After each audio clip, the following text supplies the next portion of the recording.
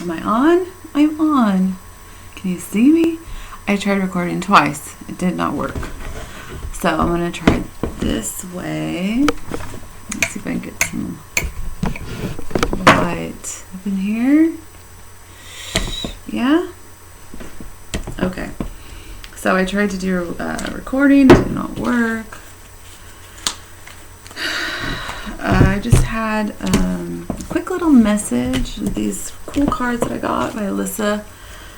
Royal Holt Galactic Heritage cards. And I picked 2 cards for the collective consciousness on Earth, kind of like what's going on. Just 2 cards. The art on these cards are very, very cool. The first one, no, this is the first one. Alone time. The other one, seduction and addiction. And so anyways, I'll go through what those cards mean in a minute. First, I just wanted to say, wow, the energies have been intense. I'm starting to lose my voice. I haven't had a cold or anything or cough in like months. I swear, like I used to get them all the time when I first went through like my awakening process about 2 years ago. When I began that, and I haven't had one in a long time. Yesterday, I felt like I got hit with the solar winds. My face was like on fire. I was thirsty. I've been drinking tons and tons of water, which is good, right? Oh, I forgot to say, I'm artsy intuitive. The artsy intuitive. Okay, I forgot to do the intro. So there's that, and yeah, so I feel like I'm repeating because I did this already, but I felt like I'm going to keep trying. So this alone time card, which is Vega, these cards have different intergalactic species, and basically talking about being alone in your space, reflecting on your inner landscape, so to speak. They were solitary beings, or are, okay? They often spent large amounts of time alone in quiet contemplation as a way to remain centered so that they had enough energy to be of service to others, to their community. And that's where I feel like right now. Like I feel like I got to get out there. I got to be there for other people who are going through maybe the beginning stages of kind of waking up and all this energy, and you're feeling things, and so many changes are going on. I mean, I had a lot of help through YouTube and watching videos, so I feel like I'm just going to do that for other people. So I was talking about this is a fundamental need of all humans, and it can no longer be ignored. So you need to take a look at your need for this essential quiet time alone. Give that to yourself, not only to recharge your body and your mind and stuff, but also to look deep within yourself and work on your inner challenges. And that's why I feel like a lot of people forget is that why relationships fail or they don't go to the next level is because we're not looking at within ourselves. And I have been really, really feeling, believing, sensing that it's really about reflection, about we are mirrors of each other. If there's one consciousness, basically we are that consciousness. And it's like you are an aspect of myself. I'm an aspect of you. If something that you say triggers me, well, there's probably something that's within me that I need to look at and heal. So I think the biggest responsibility for ourselves is to look at ourselves, not like at ourselves. Like, how do I look? It's to look at like within yourself. And I feel like we're finally, like, humans are finally starting to realize that. That you can't search for, I mean, you can, but you're not going to get far, believe me. You just keep looking for other people to make you happy and all that stuff, or things and stuff. So the alone time is very important. This is really important. I wanted to say, or not, I want to say what she's saying. Okay, so settle your mind and reestablish connection with your inner self. This is really not negotiable. Because without this commitment, self-discipline, spiritual evolution becomes extremely difficult. This is the key to the next stage of human evolution.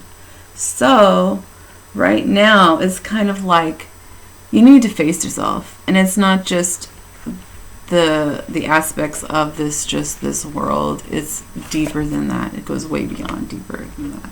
Okay, the next card is Orion, seduction and addiction.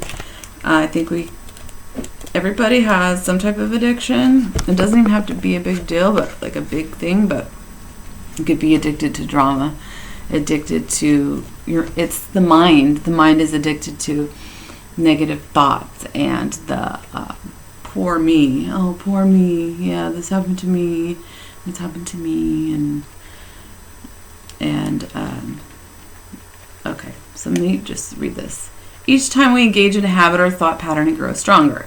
We eventually crave the fulfillment of the habit like a drug. The thought of fulfilling that habit acts like a seduction for the ego. It must engage in this behavior pattern in order to feel normal. So this is true for our addiction to polarity, judgment, and categorization. We are compelled to judge everything we see or experience in order to make sense of reality and feel safe. But if our consciousness, and thus the planet, is going to transform, we must learn to resist the seduction of this addiction, which will shift us into a transcended state. So this refers to the Orion history that they were trying to heal the polarity in their civilization and their consciousness. They were eventually successful, but it took a lot of self-exploration in order for them to stop reinforcing old habitual patterns of polarized thoughts. What is polarized thought? Like good and evil. But it could be subtle. It could be unconscious. Like not deserving, lacking. Sometimes you don't really understand or aware that that's there because it's unconscious, right? But then you will see it. It will manifest. Okay, so the power for change, freedom, and happiness is in your hands. It all stems from being aware of how your thoughts affect your reality. I mean, this to me it's a given. Everybody should know that by now, that we create our lives. Everything around us is a reflection of our inner state, our thoughts, thinking positively and all that stuff. Okay, so anyways, I just wanted to show that these are the two cards that I picked for today, and they go along with each other. I mean, to realize, to come in terms with any addictions and how that takes over you, and it's from the mind. It's from that mind space, and a lot of the time it's from being alone, being in your own space. And I feel like that's where I've been at for a while now, and that's how I get. I'm very empathic, and also, yes, I have my own issues with reaching out and but you know what, I've learned that we have to be compassionate for ourselves. Like, oh, I'm just gonna solve this by tomorrow and all my habits are gonna be totally gone. And no, like this, it's a process. Everything's like a process, and so that's important. I've learned self-compassion is really important. I try to breathe through my heart space and know that, we are coming from the mind. We've been so in the mind that we have to transfer, and we need to transfer all that activity, and come from our heart, which is love. The power of love is amazing. And breathe into your heart space and know that everything that you need and that you have, her experience is right where you are in your heart space. Now, sometimes it's not that easy and you're really in your mind and your ego is just running its course. Anyways, I could talk about this seriously for hours, but I'm going to try and make this short, and I'm going to leave it with one quote from Jenny Schultz. This is a huge time for many of us. Some are working on downloading and assimilating their original divine blueprint. Some are connecting to their highest aspect and opening lines of communication, neural pathways in the brain. And others are beginning to poke their head out of the veil of forgetfulness. So everybody is on different paths. And one of the things that really helps me detach from situations and things that I want to happen or somebody else to do for me and blah, blah, blah. I look at everybody is on their own path and their own journey. And the best you can do is show compassion for somebody and, listen, give them a hug. Like, we all struggle in our own ways, and compassion can go a long way, and you don't even have to do much, say much. It's a smile. It's, hey, I'm here for you. And so I'm artsy intuitive Ariel, coming in. Okay, so hopefully my voice is healing. I wanted to say something else. Oh, and yes, I'm also going to be talking more about the divine masculine, divine feminine, because I feel like I'm really connected to that right now. That whole energy. I've had so many dreams that have pointed to the whole divine masculine, feminine, those aspects, the infinite symbol, and how we all have to, the twin flame journey is really about balancing those aspects within ourselves so that we become whole. It's not about, I need my soulmate, I need my twin.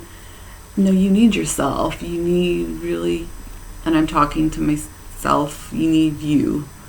You need you. Okay, like once you can feel totally confident and you're integrated with your higher self, like most of the time, and you're not in ego mind very much, that is a perfect platform and soil, like fresh soil to have that healthy twin relationship. So I want to talk about that. I want to do some readings. I want to also do light language type of things because I have been starting to do my light language and movements because I am a dancer as well. So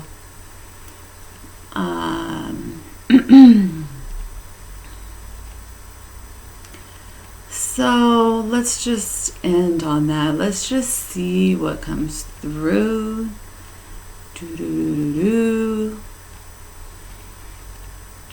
Barasavashu masi barasurabitaka barashuta parsiva barasavashu kadamasi barasivasukatamashu barasuda bakashagita vashamaka tota parismaravita hoshima shavi ba si ba chukrisa ma baratu blessings. That was awesome. I recommend, okay, that's my alarm to go. I recommend trying it. It feels really good to just let it out and not judge anymore. Don't judge yourself. That's weird. We're all weird. We're supposed to be weird. All right. Love and light, y'all. Bye.